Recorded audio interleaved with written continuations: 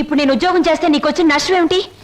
ఏ వెధవలు నీకు ఎక్కిస్తున్నారో నాకు బాగా తెలుసు. నడమై, నువ్వు ఉద్యోగం చేయడానికి వీలేదు అంతే. అలా చెప్పే అధికారం నీకు లేదు. లేదా? ఆహా, లేదు.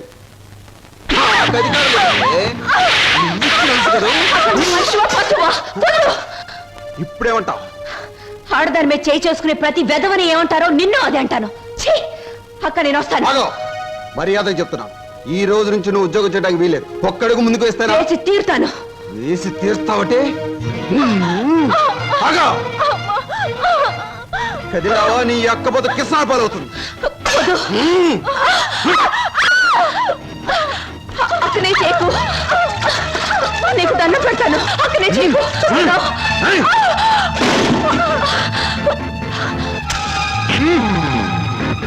నువ్వా?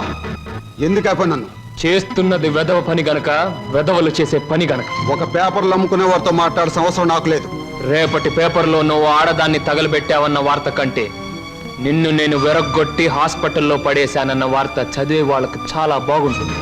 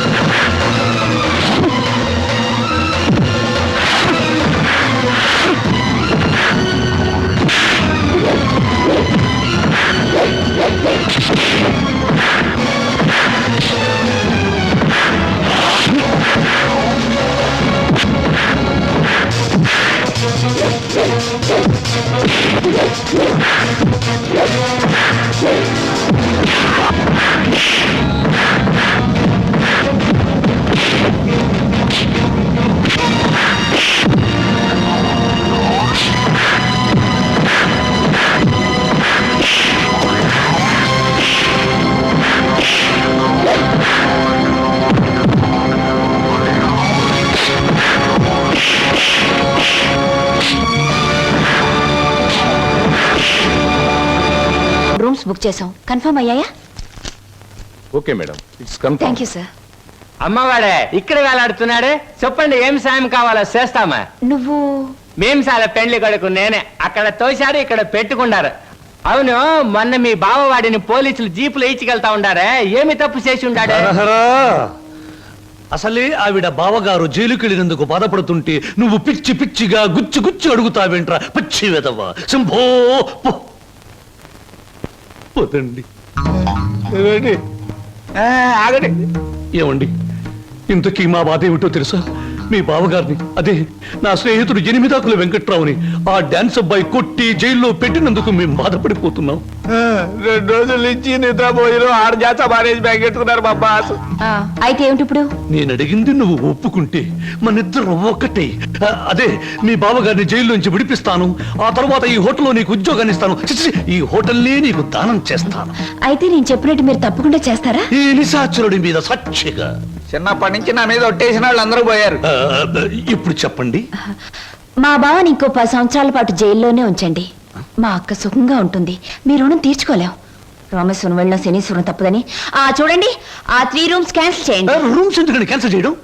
మా కస్టమర్స్ చాలా మర్యాదస్తులు, మంచి హోటల్లో ఉంటారు, అందుకని. సమాచారా? ఆ టుంకుటుమారి ఏముందిరా? ఆ లెవెల్లో తిట్టేసి వెళ్ళిపోయింది. నిన్ను చంపే ముందు అన్నమాట. ఇవాళ మీ పుట్టినరోజు. నా పుట్టినరోజును కూడా తట్టుకోలేనంత దెబ్బతీసింది కదరా. దీనికి ఉపశాంతి ఏమిటి? ఉపశాంతి ఏమిటి? ఆడదాని దెబ్బ మందు ఆడదే. మీ పుట్టినరోజు సందర్భంగా ఓ స్పెషల్ ప్రోగ్రామ్ ఏర్పాటు చేశా. ఏమిటి? ఆంధ్రాష్ట్రం మొత్తం ఎత్తించి ఆంధ్ర సీడెడ్ నైజాం వైజాగ్ ఏరియాల నుంచి కంటికి మెదలైన ఆడవాళ్ళని తీసుకొచ్చా. వాళ్ళంతా ఎమ్మెల్యే పోటీ చేస్తే నెక్కొచ్చేంత ప్రముఖులు. ఈ టూర్లో ఏమిటి అన్నయ్య అస్తమాను? మరి నీ పెళ్లికి డబ్బులు సంపాదించాలిగా. ఊరుకో, జాగ్రత్త వెళ్ళి తొందరగా వచ్చాయి. అలాగే. ఒరేయ్, హాయ్ బాబాయ్. నువ్వు బొత్తిగా తమిళనాడు ఎక్స్ప్రెస్ అయిపోతున్నావురా. పెట్టి సర్దుకోవడం, ఈ రైలు ఎక్కడం ఆ రైలు దిగడం, మధ్యలో డిస్కో డిస్కో అంటూ ఉండడం నాకు ఇదే నచ్చలేదురా. నేను చెప్పింది గుర్తుందా? ఉంది. చెప్పు. ఎట్టి పరిస్థితుల్లోనూ కృష్ణాష్టమికి 2 రోజుల ముందు ఉండాలి. అదే పొరపాటు. నువ్వు వచ్చిన తర్వాత కృష్ణాష్టమి 2 రోజులకి రావాలి. నేను ఇప్పుడు వెళ్ళాలి. వెళ్ళు. ఓకే. చూడండి, మన ఇంట్లో కృష్ణాష్టమికి ఓ ప్రత్యేకత ఎందుకు వచ్చిందో తెలుసా? ఎవరికేమైనా ఆ రోజు మన ఇంట్లో మాత్రం మంచి జరుగుతుంది. మా పెళ్లి కృష్ణాష్టమి రోజే జరిగింది. ఈయనకు ఉద్యోగం కృష్ణాష్టమి రోజే వచ్చింది. మీరు కృష్ణాష్టమి రోజే దొరికారు. ఈ కృష్ణాష్టమికి ఏం జరుగుతుందో? 1966లో కృష్ణాష్టమి రోజు రిలీజ్ అయిన ఓ చిత్రం 3 కేంద్రాల్లో సంవత్సరం ఆడింది. ఆ చిత్రం పేరేమిటి? దర్శకుడు ఎవరు? హీరో హీరోయిన్ ఎవరు? ట్రైన్ టైం అయింది. దారిలో ఆలోచించి వచ్చిన తర్వాత చెప్తాను. ఓకే. ఆ, మీరు చెప్పరే. పెట్టించి వచ్చి చచ్చినట్టు చెప్తాను. 1964లో. హలో చింటూ, ఏంటి ఏదైనా టూరా? అవును, వారం రోజుల్లో వచ్చేస్తాను. మా చెల్లాయిని బాబాయి పిన్ని జాగ్రత్తగా చూసుకుంటారు. వాళ్ళిద్దరు నువ్వు జాగ్రత్తగా చూసుకోవాలి. ఓకే. ష్యూర్ గురు, నువ్వు హ్యాపీగా వెళ్ళిరా. వాళ్ళు నువ్వు ఉన్నప్పటికంటే సేఫ్ గా ఉంటారు. Thank you. మా చెల్లాయి రామ్మా, నాకు ఎదురురా. ఆగా గురు, నేను ఎదురానా? నేను ఎదురొస్తా అంతే గురు, నీకు ఏ ఎదురు ఉండదు. నువ్వు బాగా ఆడకపోయినా పాడకపోయినా చూసేవాళ్ళు వినేవాళ్ళు నిన్ను చాలా మెచ్చేసుకుంటారు. అవును గురు, నా ఎదురంటే అంతే. అలాగా చెల్లాయి, ఈవిడి గారికి వాళ్ళ ఛాన్స్ ఇద్దాం. నువ్వు రా, అలా రా.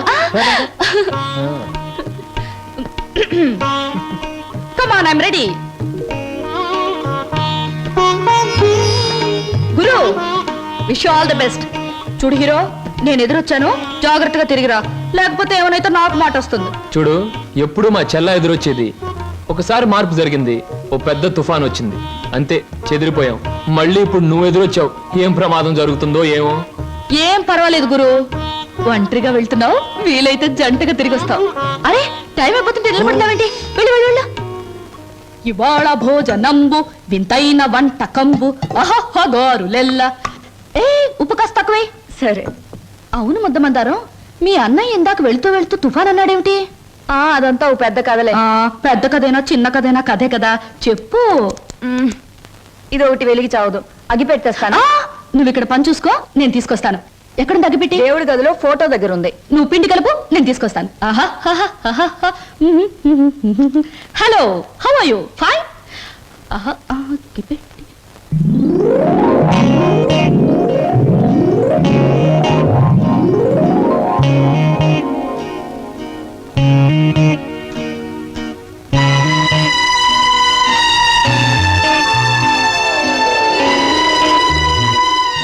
ముద్దమంటారా? ఏమిటి ఆ ఫోటో, ఆ టికెట్ ఏమిటి? అదంతా ఇప్పుడు ఎందుకులే, తర్వాత చెప్తాను. నువ్వు ఇప్పుడే చెప్పాలి ప్లీజ్. ఇందాక మా అన్నయ్య తుఫాన్ అని చెప్పాడే, దానికి సంబంధించిన గుర్తే ఆ టికెట్, ఆ ఫోటో. అంటే చిన్నప్పుడు మా అమ్మ నాన్న భూమి తాగదుల్లో చనిపోయారు. ఆ తర్వాత మా మావయ్య మమ్మల్ని పెంచుతానని చెప్పి ఆ తర్వాత మమ్మల్ని అమ్మేయటానికి ప్రయత్నించాడు. తర్వాత మా మావయ్యకు ఒక కూతురు ఉండేది, దాని పేరు సరోజ.